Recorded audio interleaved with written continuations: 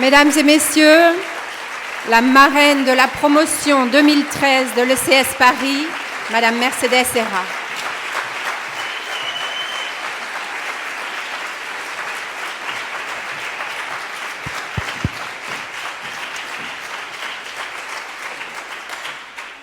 Vous voyez bien qu'ils sont sympas, je les avais tous appelés. Et puis pourquoi je ne mets pas du courage? Je ne rentre pas dedans. Mais je promets à Jacques que je fais régime, j'essaie tous les jours, ça ne marche jamais, et qu'un jour je rentrerai dans ces magnifiques vêtements de chez Courrèges. D'abord, évidemment, comme d'habitude, je suis émue d'être marraine, parce que c'est gentil que vous m'ayez choisie. C'est pas du tout évident d'être choisie, après tout. Je fais que des choses très normales. Parfois, les gens me disent pourquoi, c'est quoi ta réussite? Moi, je crois beaucoup à la chance. Je crois beaucoup à la chance et je trouve que j'ai eu beaucoup de chance. Des chances un peu complexes. J'ai immigré. Ça, c'est une vraie chance. J'ai eu une vraie chance qu'on me déstabilise quand j'avais 6 ans, qu'on me secoue en me disant bah, « tu vas aller dans un autre milieu », que le milieu où j'arrive était plus pauvre que le milieu d'où je sortais. C'est génial. C'est d'une efficacité redoutable et ça m'a donné du peps.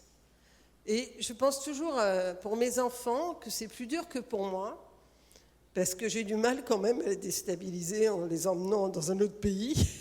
Donc c'est plus peinard pour eux, je ne vais pas les faire immigrer pour les faire immigrer. Donc, et finalement on croit que plus peinard c'est plus sympa, c'est pas vrai. Je pense que les enfants d'aujourd'hui, parfois, à trop être protégés, ils souffrent presque plus que moi qui n'ai pas été si protégée et à qui ça a donné une bonne humeur assez constante.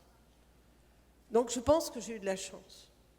Et puis j'ai eu une autre chance, c'est que j'ai été élevée par une maman et un papa qui étaient très intelligents. Ils sont arrivés en France, qui se sont jamais plaints, qui ont parlé le français à leur façon, génial. Ma mère, elle était, au bout d'un an, elle écoutait des discours de Pompidou et elle me disait « c'est top ce monsieur ». Je me disais « elle est quand même incroyable au bout d'un an d'écouter le Normal Sup ». Donc c'est plein de choses qui sont des chances et surtout j'ai eu la chance de voir une maman et un papa. Maman c'était un traditionnel à la maison, c'est-à-dire mon papa travaillait et ma maman, soi-disant, ne travaillait pas. Et moi, j'avais assez vite repéré qu'au fond du fond, je trouvais que ma maman travaillait beaucoup et que mon papa ne faisait pas grand-chose. Enfin, il me semblait. Parce que je me disais quand même, elle travaille tout le temps, tout le monde s'en fout. Ils n'ont pas l'air de lui donner de l'argent. Du coup, il faut qu'elle le demande à papa, c'est moyen. Papa... il partait, il se faisait beau le matin. Ma maman, elle se faisait moins belle parce qu'elle devait faire le ménage. Donc, évidemment, quand on fait le ménage, on se fait un peu moins belle. Et puis, quand mon papa arrivait le soir, il était très fatigué. Et du coup, il ne voulait pas sortir. Et ma maman, elle avait envie de sortir et elle ne sortait pas. Donc, ça m'a été très, très utile dans la vie parce que je me suis dit que j'allais m'amuser comme mon papa.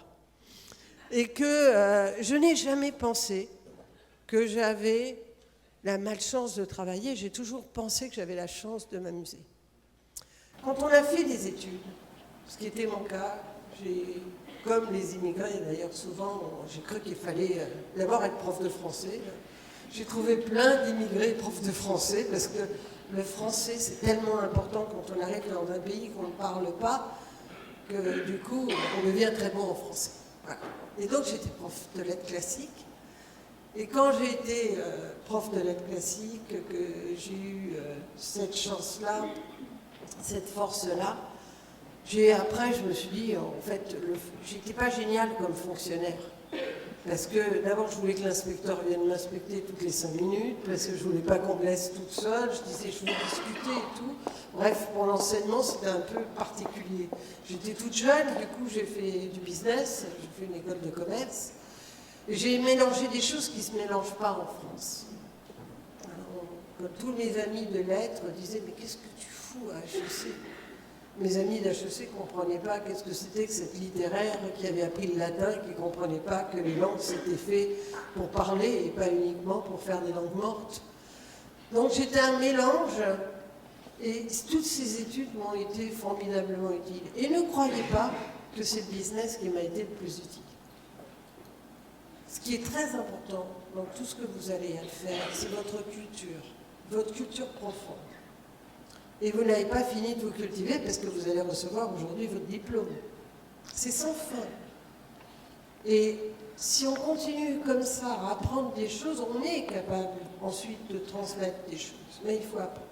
Et quand on a la chance d'avoir appris, ce qui a été mon cas, d'avoir des diplômes, même si aujourd'hui il y a un vent français qui dit qu'on n'a pas de la chance, moi je crois qu'on a de la chance. Parce qu'on a en tout cas la chance de pouvoir choisir la vie qu'on a envie d'avoir. Moi je ne crois pas, je suis toujours terrifiée par des gens qui font des parcours et puis au bout de 20 ans disent c'était pas ça qui me plaisait, voilà, j'étais obligée. On n'est pas obligé quand on a des diplômes, on n'est obligé à rien. Je veux bien quand on vient d'un milieu très très pauvre, mais nous on est obligé à rien. On est obligé à une chose, c'est de choisir ce qui nous plaît et de le faire.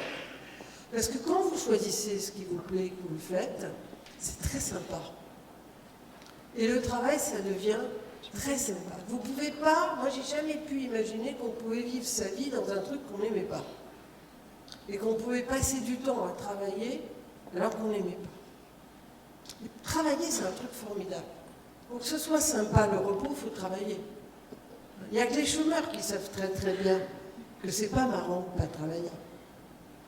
Tous les autres, qui parfois se plaignent de travailler, ne se rendent pas compte ce qu'est le bonheur de construire et de faire quelque chose. À vous de décider ce pourquoi vous êtes fait. Si ça vous ennuie, si tout d'un coup vous tombez sur un job et vous n'y êtes pas bien, c'est que vous n'êtes pas au bon endroit. Chacun est fait pour un endroit. Moi, parfois, je fais partir des gens de mon métier, je leur dis, mais vous n'êtes pas du tout fait pour ça. Ça fait 15 fois qu'on vous dit des choses désagréables, ça n'a aucun intérêt qu'on vous dise des choses désagréables. Les gens ne sont pas faits pour qu'on leur dise des choses désagréables. Les gens sont faits pour qu'on leur dise des choses agréables. Donc il faut trouver l'endroit où vous réussissez un peu naturellement. Avec des efforts, bien sûr, mais où ça vous est quand même un peu naturel. En France, on aime beaucoup travailler sur les fragilités des gens. Je ne crois pas une seconde. Travailler sur nos forces. Plus vous êtes fort, plus vous êtes fort. Plus vous aimez, plus vous aimez. Donc c'est hyper simple. Quand on dit comment est-ce que tu as fait pour réussir, d'abord c'est un mot que j'aime pas trop. Parce que je pense que ma petite sœur, elle ne gagne rien, elle est prof de piano, elle a très bien réussi sa vie, ça va quoi. Je trouve qu'elle a aussi bien réussi sa vie que moi. C'est au niveau des sous, c'est un peu plus juste. Mais est-ce que c'est ça le problème? Et elle me dit un jour, que je discutais avec elle en lui disant, mais je trouve que tu gères mal l'aspect financier, quoi. Alors ça, elle est payée par l'État, c'était tout juste, tout juste. Si tu faisais des cours particuliers, si tu commençais à réfléchir à ça et tout. Et elle m'a dit, tu vois, j'ai pas envie de penser tout le temps à ça. Donc c'est pas grave. Je me suis dit, je lui en parle plus. Parce qu'elle s'en fout. Et la réussite, c'est ça. Est-ce que les gens, ils font des choses extraordinaires? Est-ce que les gens, ils font du bien aux autres gens? Est-ce qu'ils font des métiers qui les intéressent eux? Ça, c'est une vraie réussite. Ne regardez pas la réussite des autres, vous n'en avez rien à faire. Il y a des gens qui sont faits pour diriger. Et il y a des gens, vous avez très vite envie de leur dire, attends, non, ça, c'est pas au point, là. Mais j'avais un petit garçon, je l'ai toujours d'ailleurs, quand j'étais petite, vous savez, quand on commence dans la pub, c'est très drôle, on a des titres. Donc, le premier titre que vous avez après assistant, c'est chef de pub. Je vous rassure, en marketing, c'est chef de produit. Donc, moi, j'étais chef de publicité. Et mon gamin vient me voir et me dit, maman, c'est obligé d'être chef dans la vie? Je lui dis, mais non, c'est pas obligé. C'est pas obligé. Donc moi, ce que je peux vous dire de plus important, c'est surtout ne regardez pas les autres. Surtout ne les laissez pas dire pour vous si c'est important d'être là-haut, à moitié, en bas, on s'en fout. Faites comme vous l'entendez. Mais en revanche, soyez exigeant avec vous-même. Vous ne pouvez pas vous embêter là où vous êtes. Si vous vous embêtez trop et trop souvent, c'est qu'il y a un problème. Vous changez, et vous trouvez quelque chose qui ne vous embête pas. Et après, ça vous donne des ailes. Moi, je fais un très beau métier. Je fais un métier de communicante. Je suis une publicitaire.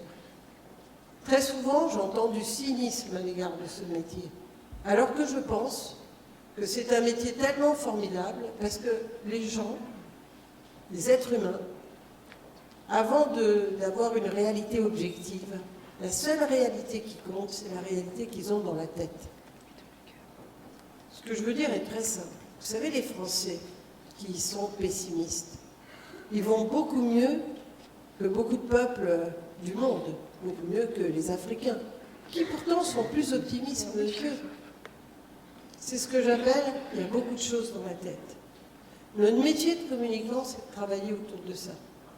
Travailler sur ce qui est dans la tête des gens, ce qui fait avancer les gens, ce qui leur donne envie, hein, quand on cherche à expliquer un produit, à le vendre, à le proposer. On ne peut pas forcer jamais quelqu'un à faire quelque chose. La seule chose qu'on peut faire, c'est essayer de rentrer dans sa tête et essayer de le persuader que ça va lui faire un peu de bien. Et ce métier qui consiste à rentrer dans la tête des gens, c'est juste passionnant, tout simplement parce que les gens, c'est passionnant.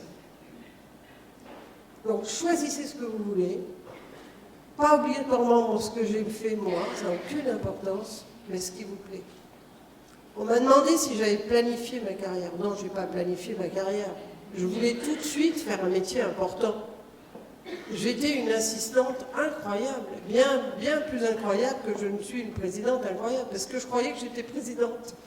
J'étais à l'agence, je donnais des ordres au patron, il était très étonné. Je croyais que j'étais responsable de tout.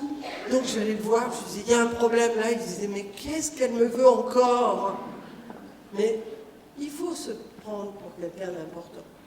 Vous rentrez dans des lieux, ce qui est le plus joli, c'est la notion de responsabilité. Quand on oublie de s'intéresser à la faute des autres et on s'intéresse à son histoire à soi, à sa responsabilité à soi, est-ce que nous, on arrive à faire avancer quelque chose? Ça, c'est passionnant. Et puis, je ne serais pas Mercedes si je ne faisais pas un petit mot pour les filles. Les garçons, vous m'inquiétez pas. Les garçons, vous continuez, vous travaillez, c'est bien. Et d'ailleurs, moi, j'avais recommandé à mon mari, mon merveilleux mari, de travailler dehors, pas dedans.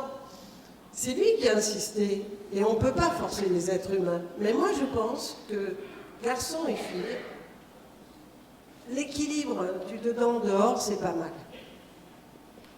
Je recevais une jeune femme qui partait à la retraite et qui a raconté des mots qui étaient formidables, des mots de femme, une expérience de choses difficiles, de choses moins faciles, de choses formidables. Et elle a dit, il y a des moments dans la vie où heureusement que j'avais les miens. Il y a des moments dans ma vie où heureusement que j'avais mon métier. Et les vies des êtres humains sont très compliquées. Donc accrochez-vous à tout ce que vous pouvez. Et le métier, c'est quelque chose aussi de très structurant. Donc aux filles, particulièrement, les garçons, je m'occupe beaucoup des garçons, puisque vous savez que j'ai des quotas en faveur de vous à l'agence. Parce que je crois à la mixité. Et que dans le monde de la communication, il est envahi par les femmes. Et je ne pense pas que c'est bien. Je pense que les métiers sont bien lorsqu'ils sont envahis par les hommes et les femmes. Mais les filles, vous faites un truc très bizarre. Et ça, je compte sur vous pour arrêter. C'est que vous avez peur de l'ambition du haut. C'est-à-dire, quand je convoque un garçon pour lui dire « tu vas devenir ceci ou cela », on me dit « oh bah oui, bien sûr ». Quand je convoque une fille, elle me dit « je ne suis pas sûre que je sache le faire ». Non, c'est pas à vous de décider si vous êtes sûr que vous savez le faire. Si on vous dit que vous savez le faire, vous savez le faire. Et il faut oser. Il faut oser. Quand on dit demander, c'est vrai que je suis orgueilleuse et que j'ai du mal à demander. Mais je me suis aperçue que quand on ne demandait pas, on avait moins que quand on demandait. Je m'en suis aperçue moi. J'ai gagné moins que les garçons.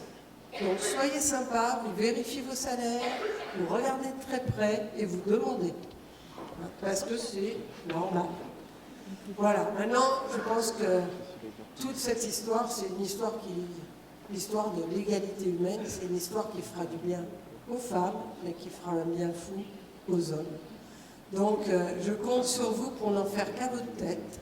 Maintenant que vous êtes diplômés, n'hésitez pas à penser, qu'il y a encore plein de choses à apprendre. Laissez-vous apprendre, laissez-vous aller à l'apprentissage. C'est quelque chose de formidable de continuer à apprendre. Ça laisse les gens dans un état formidable. Considérez que vous ne pouvez pas passer votre vie à travailler dans quelque chose qui ne vous intéresse pas. Le travail, c'est très important. Et il faut que ça vous intéresse. Donc, trouvez le lieu où vous êtes bien. Et même si on se trompe, une fois, 2 fois, on s'en fout. Parce que se tromper, c'est ce qui permet à chacun de se construire. Alors, simplement, ce soir, bravo pour ce que vous avez fait, votre première partie de parcours. Moi, j'aime bien les fêtes où on dit aux gens qu'ils sont formidables. Et en France, la jeunesse, elle est formidable. Bravo.